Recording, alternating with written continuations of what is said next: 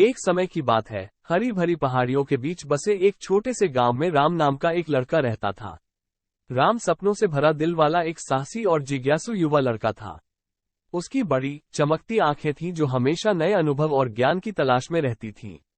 हालांकि गांव एक शांतिपूर्ण स्थान था, राम कुछ और पाने की चाहत रखता था, अपने परिचित परिवेश की सीमाओं से परे कुछ। राम के दिन अपने आसपास के प्राकृतिक आश्चर्यों की खोज में व्यतीत हुए।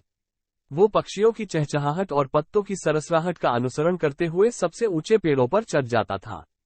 वो बहती नदी के किनारे बैठा रहता और नदी के रहस्यों से मंत्रमुग्ध होकर उसे फुसफुसाता। राम के साथ हमेशा उसका वफादार दोस्त, एक आवारा कुत्ता, जिसका नाम उसने रॉकी रखा था, रहता था। साथ में वे अनगिनत अभियानों पर निकलेंगे, उनकी हंसी पहाड़ियों से गूंजेगी। एक धूप भरी सुबह, जब राम और रॉकी गांव के बाहरी इलाके में घूम रहे थे, उनकी नजर एक पुराने, खराब हो चुके नक्शे पर पड़ी। इसकी संभावनाओं से प्रभावित होकर राम ने इसके छिपे संदेश को समझने का निर्णय लिया। अपनी आंखों में उत्साह की चमक के साथ उसने मानचित्र पर अंकित एक छोटे से द्वीप को देखा, जो भयानक पानी से घिरा हुआ था और घने जंगलों से घिरा हुआ था। इस द्वीप के बारे में अफवाह थी कि यह चमत्कारों और असाधारण प्राणियों का स्थान है।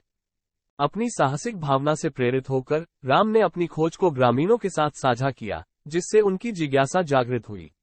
उनके आशीर्वाद से वो सितारों द्वारा निर्देशित और अपने सपनों से प्रेरित होकर एक जर्जर नाव पर सवार हुआ।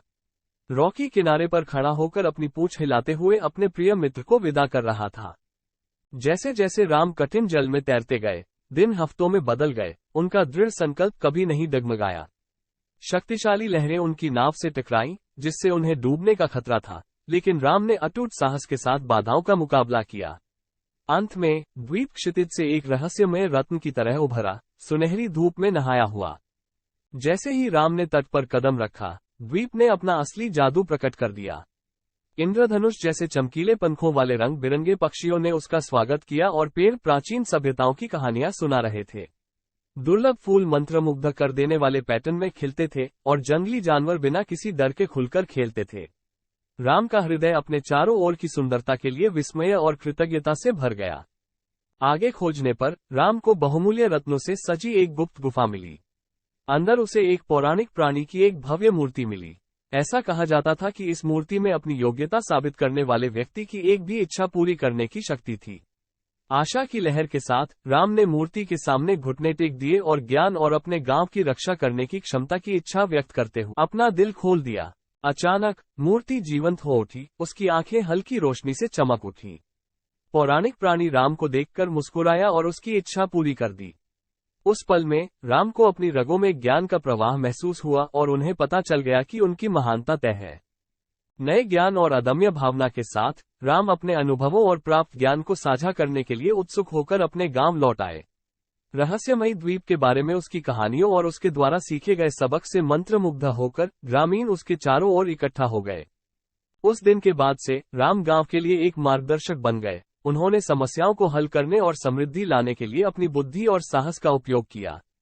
उन्होंने ग्रामीणों को प्रकृति के साथ सामंजस्य के महत्व और जिज्ञासा और अन्वेषण के मूल्य के बारे में सिखाया।